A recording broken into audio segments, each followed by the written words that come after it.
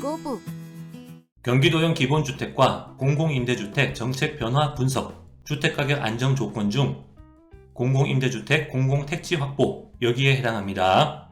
공공임대주택 유형 통합 창동 역세권, 부천 웹툰 융합센터, 신내사 북부 간선도로 입체화, 장지 공영 차고지, 강일 공영 차고지, 현재 진행 중인 공공임대주택 사업이에요. 과거와 비교하면 느낌이 많이 다르죠? 주택 품질을 높이고 주거 환경을 개선하고 있어요. 문제는 제도가 너무 복잡해요. 공급 유형이 다양하고 유형마다 신청 자격, 입주자 선정 방법, 임대료 수준이 다 달라요. 어떠한 상관관계도 찾을 수 없습니다. 철저하게 공급자 위주의 공급자가 편한 제도예요. 공공임대주택 정보를 한 번이라도 찾아본 적이 있으면 누구나 느끼는 문제점이죠.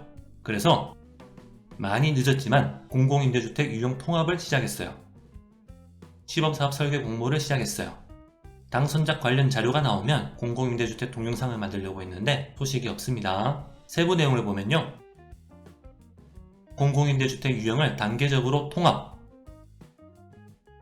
입주자격 통합, 중위소득 130% 이하, 순자산 2020년 기준 2억 8,800만원 이하, 소득 연계형 임대료, 시세의 35에서 80%, 소득에 따라 차등 적용.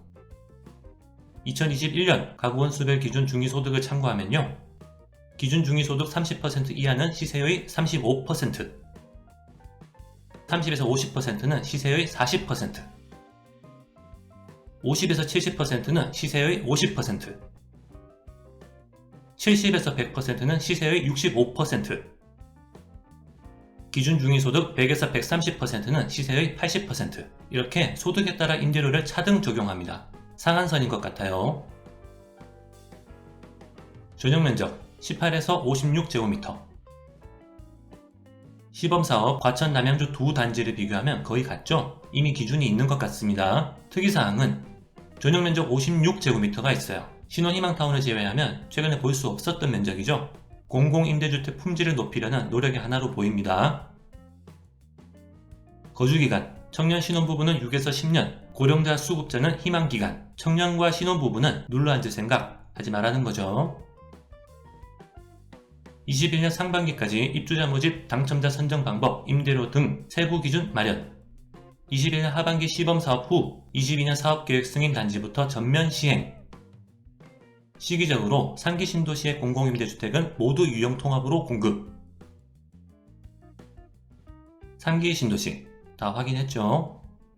3기 신도시 외에도 현재 지구계획을 수립하고 있는 지구지정 승인, 제한 단계로 표시한 지구는 유형 통합 공공임대주택이 적용될 것 같습니다. 그리고 영구임대, 국민임대, 행복임대 이미 이렇게 유형을 나눠서 공급한 단지도 단계적으로 통합하겠죠? 정리하면 주택 품질을 높이고 공공임대주택 제도 운영을 합리적으로 개선하고 있어요. 국민임대 입주자 모집, 행복임대 입주자 모집, 제가 이런 동영상을 아직 안 만든 이유입니다. 나중에 할 거 없으면 만들 거예요. 대기자 명부, 공공임대주택은 2018년까지 148만 호, 2019년에 9만 호를 신규 건설 매입했어요. 지금까지 살펴본 건 신규 건설 매입주택이죠. 기존 주택의 퇴거자 물량, 현재 비어있는 공공임대주택 관리도 중요합니다.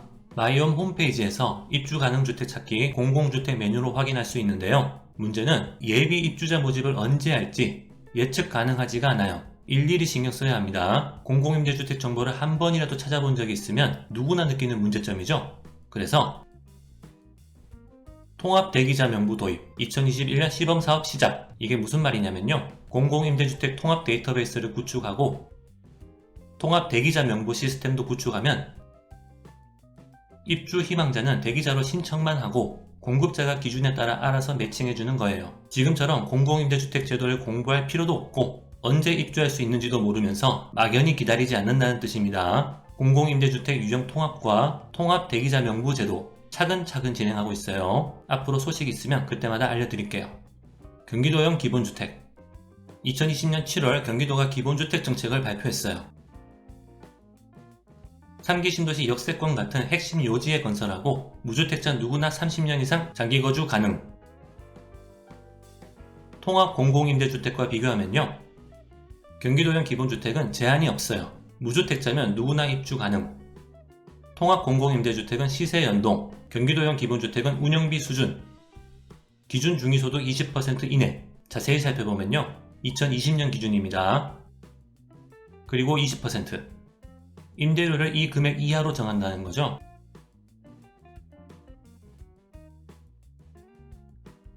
경기도 자료에는 이렇게 나옵니다. 그래프가 좀 이상해졌는데 헷갈리진 않죠? 기준 중위소득 대비 임대료 비율은 11.3에서 16.1%, 20%는 말 그대로 상한선이에요. 이 정도면 괜찮지 않나요? 제 계산에 따르면 3기 신도시는 이거보다 더 저렴합니다. 저는 운영비 수준, 손해도 보지 않고 이익도 남기지 않는 방향이 합리적이라고 생각합니다. 시세 연동 방식은 손해를 만들고 공공택지를 민간에 비싸게 매각하는 논리로 작용하기 때문에 결과적으로 주택가격 상승 원인이 됩니다. 이 부분은 다음에 자세히 말씀드릴게요. 나머지는 생략하고요. 공공임대주택 공급 유형 비율 계획은 LH공사, 경기도 GH공사, GH공사는 기본주택에 집중하고 민간 분양은 안 하는 것 같습니다. 저 50%도 최소예요. GH, 경기주택도시공사 사업지구, 과천지구는 45%, 하남교사는 35%. 그런데 경기도는 LH공사 사업지구에도 기본주택 공급을 요청하고 있습니다. 참고만 하시고요. 스카이라운지, 다양한 주거 서비스 도입, 특히 조식 서비스, 경기도는 기본주택 품질을 높이기 위해 여러가지를 신경 쓰고 있다고 해요. 쟁점 1. 유형 통합. 처음에 살펴본 공공임대주택 유형 통합. 사실 경기도형 기본주택은 이런 유형 통합에 반하는 제도죠. 경기도형 기본주택 정책을 실현하려면 중앙정부의 지원도 필요하고요. 하지만 저는 공공임대주택 제도 운영이 좀 더 합리적으로 바뀌었으면 하는 바람이 있습니다. 국토교통부, LH공사 차원에서는 큰 변화를 기대할 수 없다고 생각해요. 쟁점 2. 주거급여. 주거급여 제도는 자가가구는 주택수리비 지원, 임차가구는 전월세 비용 지원. 대상은 기준 중위소득 45% 이하. 소득 자산을 포함한 소득 인정액이 해당되면 2020년 기준 임대료 가구원 수마다, 지역마다 다르고요. 기준 임대료를 상한으로 실제 임대료를 지원합니다.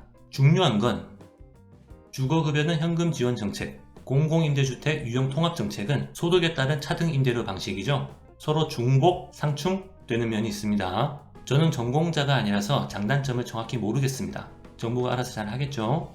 마무리. 공공임대주택 품질을 높이고 주거환경 개선하기, 공공임대주택 유형을 통합하고 통합 대기자 명부 제도까지 추진, 추가로 경기도형 기본주택의 장점까지 살린 합리적인 제도 운영과 근본적인 방향까지 고민하기. 공공임대주택은 갈 길이 멉니다. 하나씩 차근차근 잘 추진하면 좋겠어요. 이상 거북이였습니다.